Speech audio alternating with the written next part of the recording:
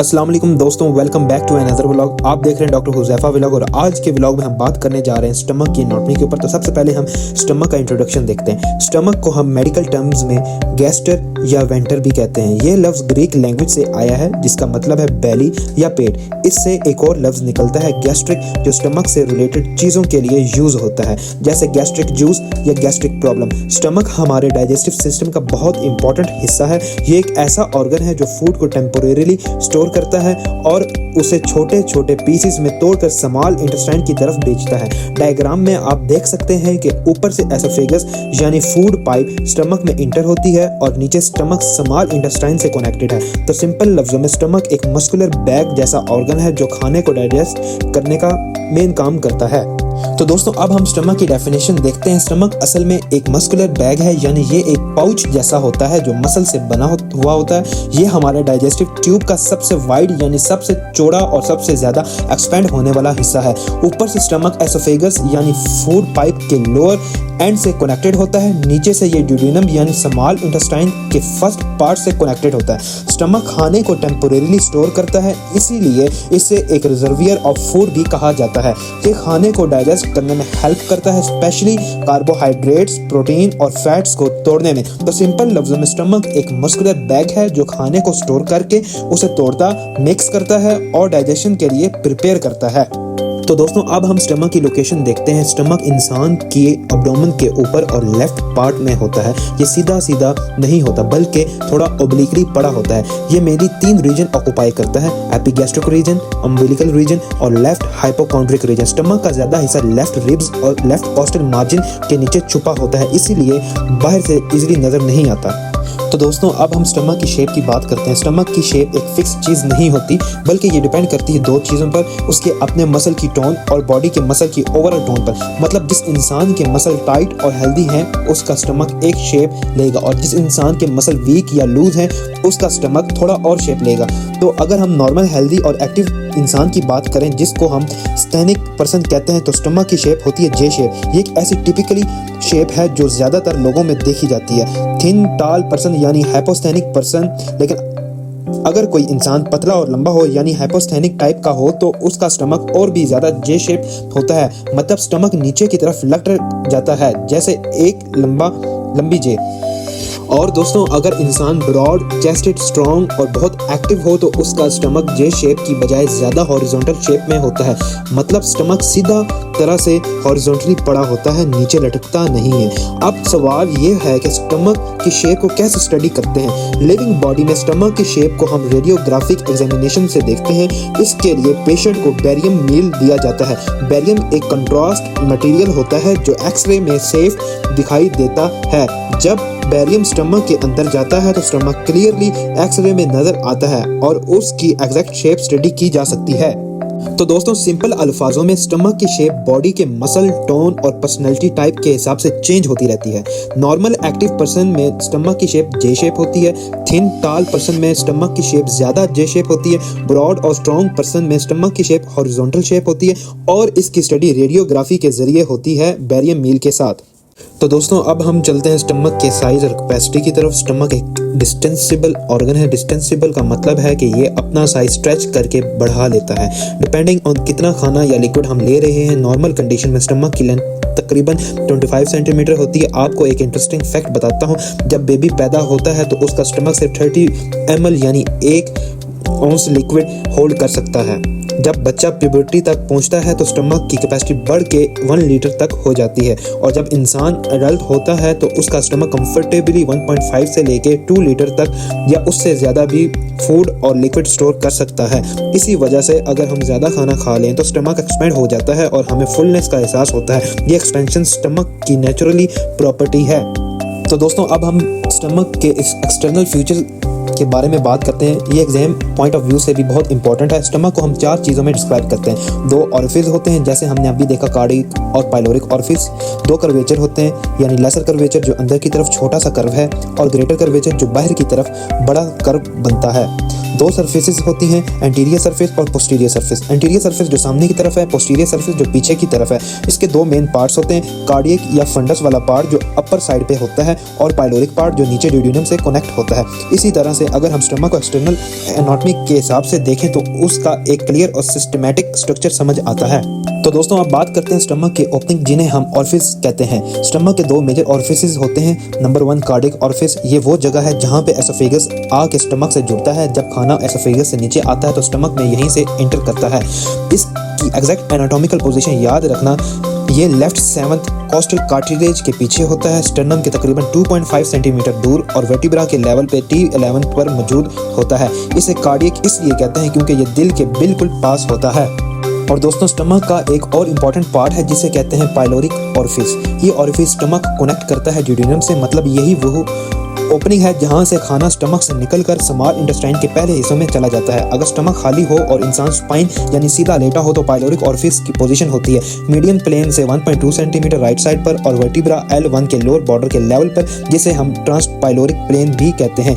Pyloric orifice को identify करने के दो तरीके होते हैं। नंबर 1 सर्कुलर ग्रोव, ये एक कंस्ट्रक्शन होती है जो बनती है पाइलोरिक स्फिंक्टर की वजह से। इस स्फिंक्टर को हम पाइलोरस भी कहते हैं, जिसका मतलब है गेट गार्ड, यानी ये स्टमक और इंटेस्टाइन के बीच एक गेट का काम करता है। जब इसे फील किया जाए तो ये एक लार्ज फिल्म नोड्यूल की तरह लगता है। और दूसरा पार्ट प्री पाइलोरिक वेन, दूसरा लैंडमार्क है प्री पाइलोरिक वेन जो इस कंस्ट्रक्शन के बिल्कुल सामने होती है। ये हमें एग्जैक्ट पाइलोरिक ऑरिफिस की जगह लोकेट करने में हेल्प करती है। तो दोस्तों पाइलोरिक ऑरिफिस स्टमक को ड्यूडेनम से कनेक्ट करता है। और अगर इसकी लोकेशन की बात करें तो ट्रांसपाइलोरिक प्लेन L1 के लेवल पर और मीडियन प्लेन से 1.2 सेंटीमीटर राइट होता है। और आइडेंटिफाई इसको हम या तो सर्कुलर ग्रोव से या प्री पाइलोरिक वेन से करते हैं।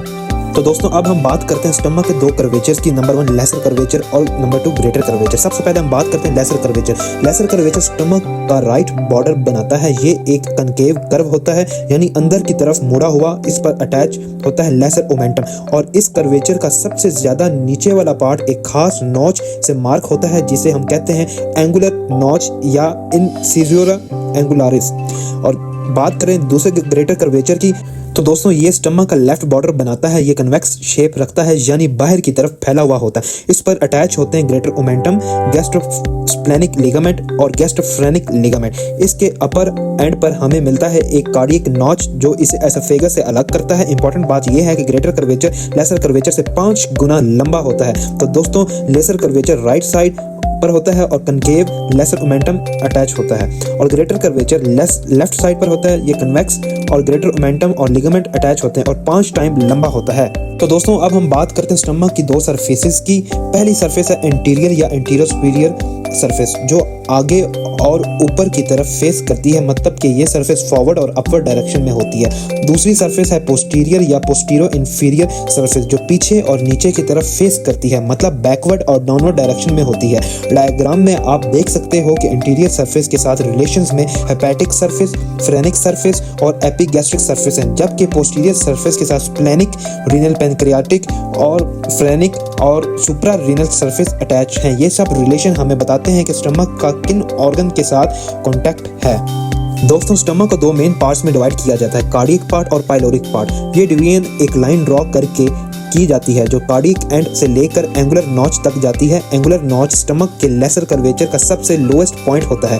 ये लाइन फिर आगे बढ़कर ग्रेटर कर्वेचर तक एक्सटेंड हो जाती है। अब इन दो पार्ट्स की फर्दर सब डिवीजन भी होती हैं। कार्डियक पार्ट कंपैरेटिवली बड़ा होता है और इसे दो और पार्ट्स में डिवाइड किया जाता है, फंडस और बॉडी। फंडस स्टमक का सबसे अपर डोम शेप हिस्सा होता है, जबकि बॉडी उसका सेंट्रल और सबसे बड़ा पोर्शन होता है। और अगर पाइलोरिक पार्ट की बात करें तो ये पार्ट छोटा होता है और इसे दो पार्ट्स में डिवाइड किया जाता है, पाइलोरिक एंट्रम और पाइलोरिक कैनाल। पाइलोरिक एंट्रम थोड़ा वाइड पोर्शन होता है और कैनाल नैरो पैसेज होती है जो एंड में पाइलोरिक ऑरिफिस बनाता है जो ड्यूडेनम में ओपन होता है। अब हम बात करते हैं कार्डियक पार्ट ऑफ स्टमक की। सबसे पहले फंडस ऑफ स्टमक को देखते हैं। फंडस एक अपर कन्वेक्स यानी गंबड़ जैसा डोम शेप पार्ट है जो एक हॉरिजॉन्टल लाइन के ऊपर सिचुएटेड होता है। ये लाइन कार्डियक ऑरिफिस का लेवल पर होती है। फंडस में ज्यादातर गैस अकोमुलेट होती है और रेडियोग्राफिक एग्जामिनेशन में ये गैस क्लियरली नजर आती है, खासकर डायफ्राम के लेफ्ट डोम के नीचे।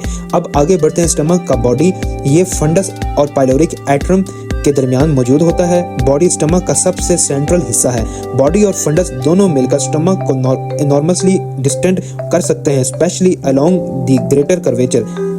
इन दोनों हिस्सों में गैस्ट्रिक ग्लैंड डिस्ट्रीब्यूटेड होते हैं। ये gastric gland 3 important types of secretory cell contain करते हैं। सबसे पहले म्यूकस सेल जो प्रोटेक्टिव म्यूकस सिक्रेट करते हैं। दूसरे चीफ सेल जिनको पेप्टिक या जाइमोजेनिक सेल भी कहा जाता है, ये डाइजेस्टिव एंजाइम रिलीज करते हैं जो फूड डाइजेशन के लिए जरूरी हैं। और तीसरे पेरिटल सेल जिन्हें ऑक्जेंटिक सेल भी कहा जाता है, ये हाइड्रोक्लोरिक एसिड यानी HCl सिक्रेट करते हैं जो डाइजेशन के लिए एसेंशियल है। तो कार्डियक पार्ट में फंडस और बॉडी दोनों इंक्लूडेड हैं और ये स्टमक का एक बहुत ही इंपॉर्टेंट फंक्शनल रीजन है जो डाइजेशन प्रोसेस को स्मूथली चलाता है। अब बात करते हैं स्टमक के पाइलोरिक पार्ट की। ये पार्ट स्टमक के एंड पर होता है और स्मॉल इंटेस्टाइन के साथ स्टार्टिंग पॉइंट यानी ड्यूडेनम से कनेक्टेड होता है। पाइलोरिक पार्ट का पहला हिस्सा होता है पाइलोरिक एंट्रम। ये एंट्रम एक शैलो ग्रोव से सेपरेट होता है पाइलोरिक कैनाल से। इस ग्रूव को हम सुल्कस इंटरमीडियस कहते हैं जो अक्सर ग्रेटर कर्वेचर के ऊपर देखा जा सकता है। पाइलोरिक एंट्रम की एवरेज लेंथ होती है तकरीबन 7.5 सेंटीमीटर। यहाँ पर जो पाइलोरिक ग्लैंड होते हैं वो म्यूकस सेल में सबसे ज्यादा रिच होते हैं। उसके बाद आता है पाइलोरिक कैनाल। ये एक नैरो और ट्यूबुलर स्ट्रक्चर है जिसका साइज तकरीबन 2.5 सेंटीमीटर लॉन्ग होता है। ये कैनाल अपने राइट एंड पर जाके पाइलोरस में खत्म होती है जो एक वॉल्व की तरह काम करता है और फूड को रेगुलेट करता है कि कब स्टमक से निकलकर ड्यूडेनम में एंटर करना है। अब हम बात करते हैं रिलेशन ऑफ स्टमक, खास तौर पेरिटोनियल रिलेशंस की। स्टमक दोनों सरफेसेस पर एक स्पेशल मेम्ब्रेन से कवर्ड होता है जिससे हम पेरिटोनियम कहते हैं। जब हम स्टमक के लेसर कर्वेचर पर आते हैं तो यहाँ पेरिटोनियम के दोनों लेयर्स जो इंटीरियर और पोस्टीरियर सरफेसेस को लाइन करते हैं एक दूसरे से मिलते हैं और फिर ये लेयर आगे चलकर लेसर ओमेंटम में कन्वर्ट हो जाती है। इसी तरह जब हम स्टमक के ग्रेटर कर्वेचर की तरफ देखें तो यहाँ पेरिटोनियम के दोनों लेयर एक दूसरे से मिलकर एक बड़ी फोल्ड बनाते हैं जिसे हम ग्रेटर ओमेंटम कहते हैं।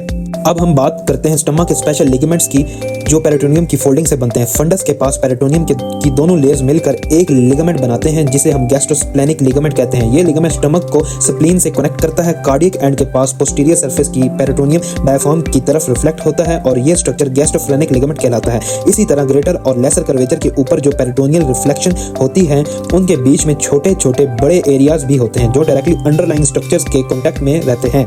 अब हम बात करते हैं स्टमक के स्पेशल लिगामेंट्स की जो पेरिटोनियम की फोल्डिंग से बनते हैं। फंडस के पास पेरिटोनियम की दोनों लेयर्स मिलकर एक लिगामेंट बनाते हैं जिसे हम गैस्ट्रोस्प्लेनिक लिगामेंट कहते हैं। ये लिगामेंट स्टमक को स्प्लीन से कनेक्ट करता है। कार्डियक एंड के पास पोस्टीरियर सरफेस की पेरिटोनियम डायफ्राम की तरफ रिफ्लेक्ट होता है और ये स्ट्रक्चर गैस्ट्रोस्प्लेनिक लिगामेंट कहलाता है। इसी तरह ग्रेटर और लेसर कर्वेचर के ऊपर जो पेरिटोनियल रिफ्लेक्शन होती है उनके बीच में छोटे छोटे बड़े एरियाज भी होते हैं जो डायरेक्टली अंडरलाइंग स्ट्रक्चर्स के कॉन्टैक्ट में रहते हैं। अब बात करते हैं स्टमक के विजुअल रिलेशन की, यानी स्टमक के सामने और आसपास कौन से ऑर्गन होते हैं। स्टमक के इंटीरियर सरफेस डायरेक्टली रिलेटेड होती है लिवर, डायाफ्राम और इंटीरियर एब्डोमिनल वॉल से। डायाफ्राम स्टमक को अलग करता है कुछ और इंपॉर्टेंट स्ट्रक्चर से जैसे लेफ्ट प्लूरा, पेरिकार्डियम और 6th से 9th रिब तक के हिस्सों से। एक खास जगह होती है स्टमक के ऊपर जो लेफ्ट कॉस्टल मार्जिन और लेफ्ट लंग के लोअर एज के दरमियान होती है। इस स्पेस को हम ट्रॉप स्पेस कहते हैं। ये क्लिनिकली बहुत इंपॉर्टेंट एरिया है जहाँ प्रिकॉशन से स्टमक की गैस्ट्रिक टेम्पनी चेक किया जाता है। दोस्तों अब हम स्टमक के फंक्शंस को डिटेल में समझने की कोशिश करते हैं। स्टमक सिर्फ एक फूड स्टोरेज बैग नहीं है बल्कि डाइजेशन के प्रोसेस में बहुत ही एक्टिव और पावरफुल रोल प्ले करता है। चलिए एक एक करके इसके फंक्शंस को एक्सप्लोर करते हैं। सबसे पहला फंक्शन है कि स्टमक एक रिजर्वियर यानी एक स्टोरेज टैंक की तरह काम करता है। जब हम खाना खाते हैं वो डायरेक्टली स्मॉल इंटेस्टाइन में एंटर नहीं करता बल्कि स्टमक में टेम्पोरेरीली स्टोर होता है। ये स्टोरेज सिस्टम इसलिए इंपॉर्टेंट है क्योंकि अगर फूड डायरेक्टली इंटेस्टाइन में चला जाए तो डाइजेशन प्रॉपर तरह से नहीं हो पाता। स्टमक फूड को धीरे धीरे आगे भेजता है ताकि एंजाइम और डाइजेस्टिव जूसेस एफिशिएंटली काम कर सकें। दूसरा इंपॉर्टेंट फंक्शन है मिक्सिंग। स्टमक अपने स्ट्रॉन्ग मस्कुलर वॉल्स की मदद से फूड को मिक्स करता है। ये मसल्स कॉन्ट्रैक्ट और रिलैक्स करते हैं जिसकी वजह से फूड गैस्ट्रिक जूस के साथ यूनिफॉर्मली मिल जाता है। इस मिक्सिंग के प्रोसेस के बाद सॉलिड खाना स्मॉल पार्टिकल्स में ब्रेक हो जाता है और एक यूनिफॉर्म पेस्ट की शक्ल अख्तियार कर लेता है।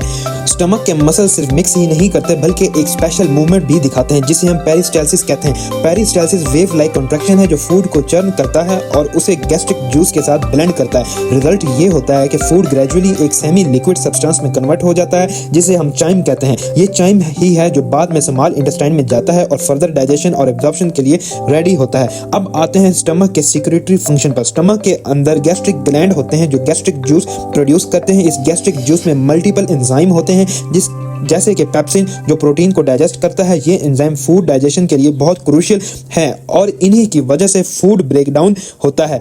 गैस्ट्रिक ग्लैंड एक और चीज प्रोड्यूस करते हैं जो हाइड्रोक्लोरिक एसिड है। HCl का रोल सिर्फ डाइजेशन में ही नहीं बल्कि प्रोटेक्शन में भी होता है। ये एसिड फूड और ड्रिंक के थ्रू आने वाले हार्मफुल माइक्रोऑर्गेनिज्म और ऑर्गेनिज्म को डिस्ट्रॉय कर देते हैं, यानी स्टमक हमारी बॉडी को इन्फेक्शन से बचाने का भी काम करता है। तो दोस्तों, उम्मीद है कि आपको ये वीडियो पसंद आई होगी और अपने स्टमक के फंक्शन के बारे में नई नॉलेज गेन की होगी। अगर वीडियो इन्फॉर्मेटिव लगी हो तो लाइक करना ना भूलिएगा और अपने दोस्तों के साथ शेयर जरूर कीजिएगा ताकि उन्हें भी फायदा हो। और हाँ, अगर आप नए हैं तो चैनल को सब्सक्राइब करें और बेल आइकन प्रेस करें ताकि आपको हमारी एजुकेशनल वीडियोस का नोटिफिकेशन सबसे पहले मिले। मिलते हैं अगले वीडियो में एक नए इंटरेस्टिंग टॉपिक के साथ। तब तक के लिए अपना ख्याल रखें। अल्लाह हाफिज।